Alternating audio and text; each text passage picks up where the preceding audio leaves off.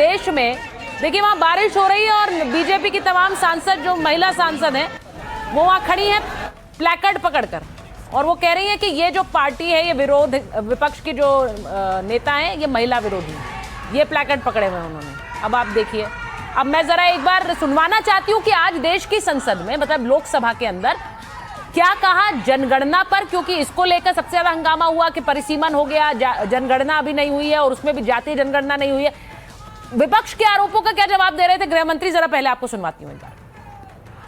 140 करोड़ की जनता के मन में किसी की भी प्रकार का भ्रांति कंफ्यूजन न हो, इसलिए स्पष्ट करना चाहता हूं कि नरेंद्र मोदी जी की कैबिनेट ने जाति जनगणना का जो निर्णय किया है वो कैबिनेट प्रस्ताव में 26 की जनगणना जाति के साथ कराने का निर्णय किया है। आरक्षण पाने की योग्यता पहला कारण है। आरक्षण पाने की योग्यता ऐसी नहीं होनी चाहिए जिसको कोई प्राप्त कर सके। अब संविधान में कहीं पर भी धर्म के आधार पर आरक्षण देने की मान्यता नहीं है। ये इंडी अलायंस वालों ने अपनी तुष्टीकरण की राजनीति के कारण इस देश में मुस्लिम आरक्षण की डिमांड खड़ी करना चाहते हैं।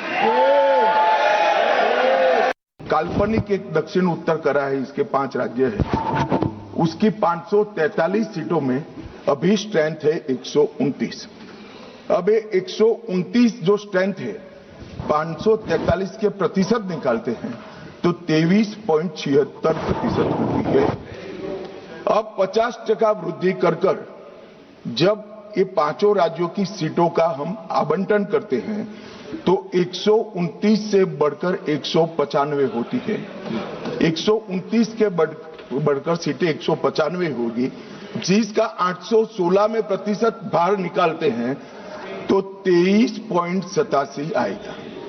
तो पहले 23.76 था और अब थोड़ा सा बढ़कर 23.87 होगा। इसलिए मैं कह रहा हूं किसी का नुकसान नहीं।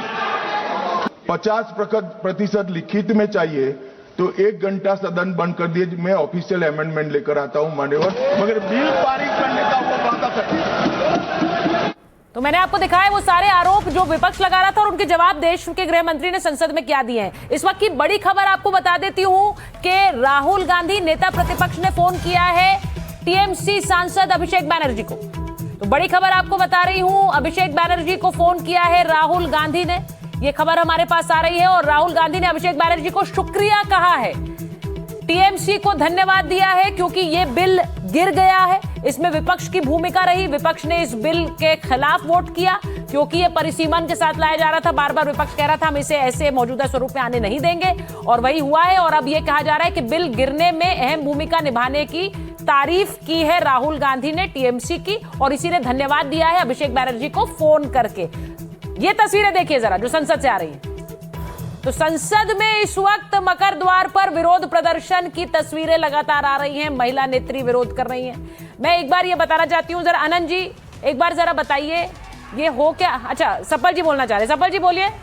सफल जी, आपके नेता ने फोन कर दिया अभिषेक बैनर्जी को, थैंक यू बोला है। जी शुक्रिया। उन्होंने इसलिए बोला है कि टीएमसी इंडिया अलायंस के साथ मजबूती से खड़ी रही। लेकिन मैं जवाब देना चाहता हूं अनिला जी की बात का, जिन्होंने कहा कि हमारे यहाँ रिजर्वेशन है महिला नेत्रियों को कांग्रेस पार्टी के अंदर।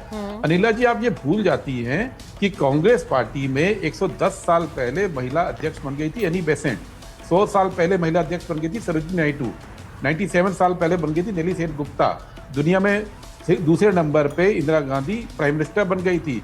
और 1931 में कांग्रेस पार्टी ने महिलाओं को वोट की बात कह रही थी जब पूरी दुनिया में वोट था नहीं। और जैसी संविधान बना सबसे पहले बिना मांगे कांग्रेस पार्टी ने महिलाओं को वोट दिया जब अमेरिका और इंग्लैंड तक में वोट नहीं था। और आपको मजे की बात बताऊं कि 25 में आरएसएस बन गया था, 25 से लेके 1950 तक आरएसएस के एक भी नेता ने एक भी लाइन महिलाओं को वोट के अधिकार के बारे में कभी नहीं लिखी थी। आप रिसर्च करके देखिए, आज आप भी जो बैठे हैं इस तरह से आधिकारिक रूप से, ये कांग्रेस की देन है भारत को।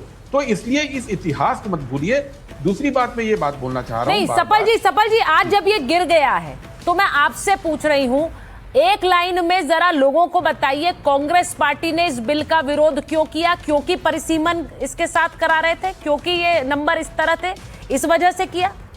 देखिए, बहुत स्पष्ट बात है, महिला आरक्षण 3 साल पहले पारित हो चुका है।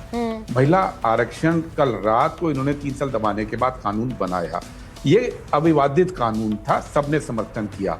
अब आप महिला आरक्षण के नाम पे डिलिमिटेशन करना चाह रहे थे और साउथ के जो राज्य हैं उनकी सीटें कम करना चाह रहे थे।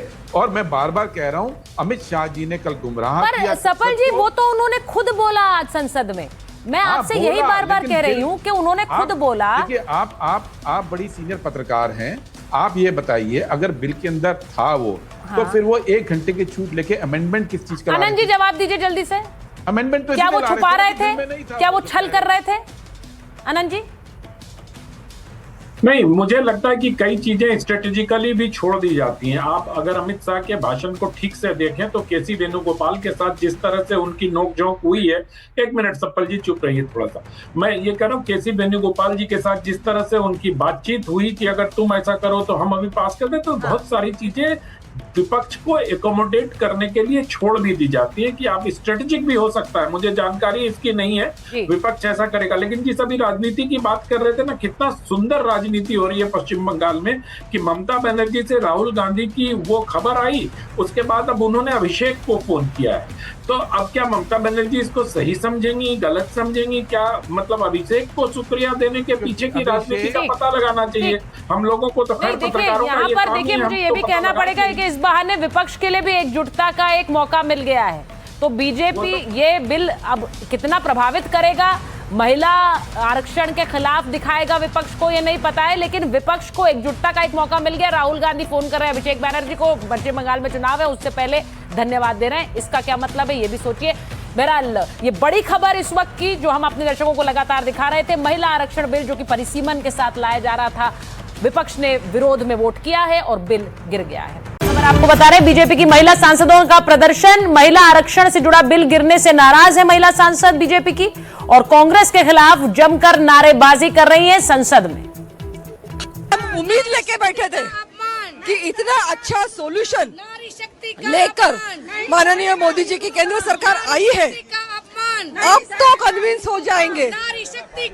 उनके एक भी मुद्दा उनका जो लॉजिकल नहीं था, सबके ऊपर सॉल्यूशन देने की कोशिश और यशस्वी प्रयास इस बिल में आया था। आज वचन पूर्ति का दिन था, लेकिन कांग्रेस पार्टी और विपक्ष के ऊपर केवल राजनीतिक स्वार्थ ही छाया हुआ था।